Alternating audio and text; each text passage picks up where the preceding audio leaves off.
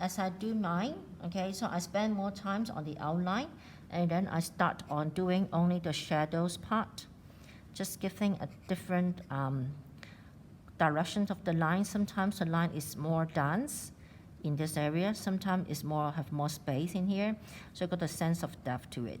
Understand? So that's for the animals. Okay, so if you have anything like this one, on the other hand, it's more a geometric shapes, that's more easy, no matter it's a gate or it's a building. Okay, then actually it's the same. So first of all, you just have to again refer back to your original work here. So you know this is the gate, right? So basically you just follow through. Okay, you need to use some tools if you need it. For me, because I've drawn so many times, so basically I don't need to have any tools. If you need, feel free to use the rulers to make sure the lines are straight. Understand? And then divide up the drawing according to the space, according to the references. Okay, and then you bit by bit filling in exactly of what you need to draw based on your references. So it's a good idea, you can print them out. Okay, so I highly recommend you need to print out your references, or else if you look at the monitor, it's too difficult. Okay, and it hurts your eye as well. So print out your references as what I did, and then try your very best, okay, to use your references. Understand what I'm doing it now, guys and gals? So it's just a matter of time and patience, and I'm sure everything you can do this quite smoothly. All right, so and first of all, you have to draw the outline, okay, and later on, then you have to decide it which part you want to darken it. Okay, why I want to darken this part, or else I can't see the details of this. So and I also have some variations on the iron gate. So on the second layer, I'm going to darken it. Okay, so it's kind of like alternate. Okay, here it's darkened, here I just have the line, and here I darken again, emphasis on the shape. Understand? So you got some variations.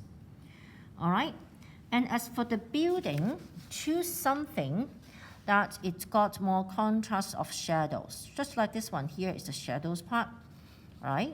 And also with some variations of shade as well, like a very white and black. Okay, white and black. So try to mimicking by the way you apply your cross-hatching line, to mimicking how the light strikes on it, and where else the other area will just leave it as white for the light area. Okay, try to avoid, okay, never draw your building like this. Okay, some of you like to draw your building like this, so you have a very solid outline for your building. Okay, we do this in primary school. This is not good because it's very 2D. Okay, since we want to make it 3D, so you see that this part actually I didn't aligning it. If you look at this part, even though this line here is actually very thin, almost disappearing, and in that sense, and you will have a better sense of perspective, and your drawing will look more professional. Understand?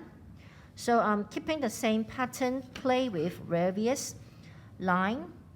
Okay, you can have curved line, okay, straight line. You can darken some area. Try to capture the white, the black and white. Try to make it more dramatic.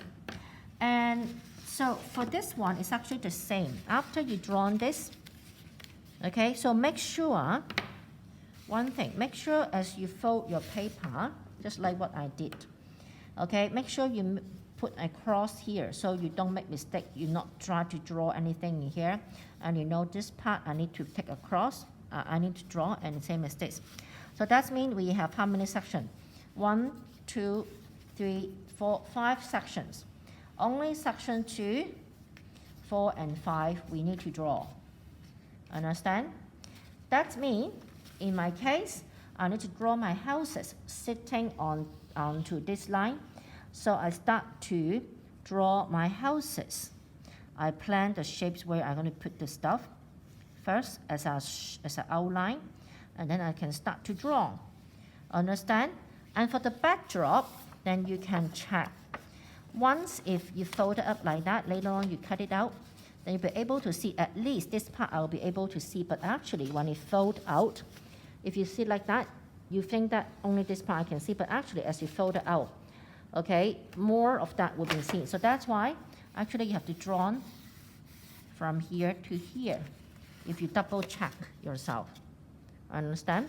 Then that's me, for myself, my case, my cat could be goes on here. Is that clear? Okay. For example, this part we already filled it with the very very detailed drawing. Okay, so I'm just make a line to indicating that, and then along it, okay, the edges, then you use your cutter to cut along the outline of it. No need to cut the bottom, just the top and the side.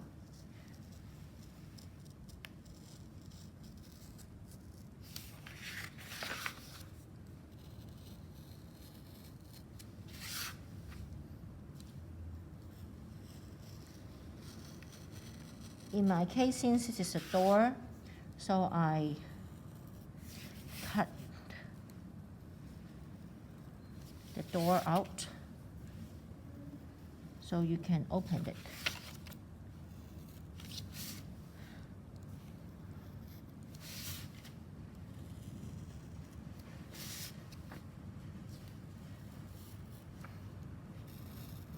So as you look, I will turn my paper so that it's more feasible for me to cut.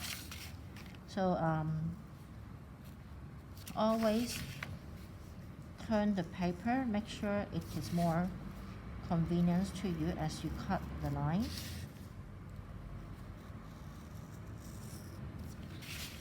And make sure your cutter is sharp enough.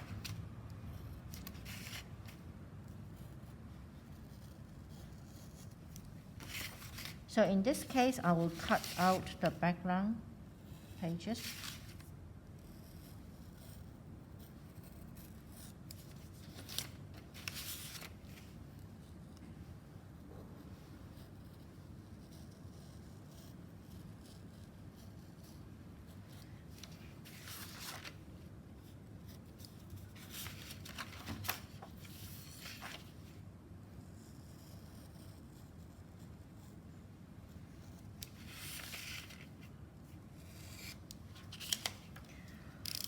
Okay, there you go. Now you will see it is popping up. The first mountain popping up, and the second popping up, and then the third. And make sure you like that. Then you will have your design, kind of like that. Understand? Okay, so that is mine when it's finished. Come up.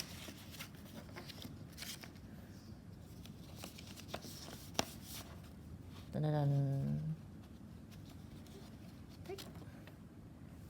Okay,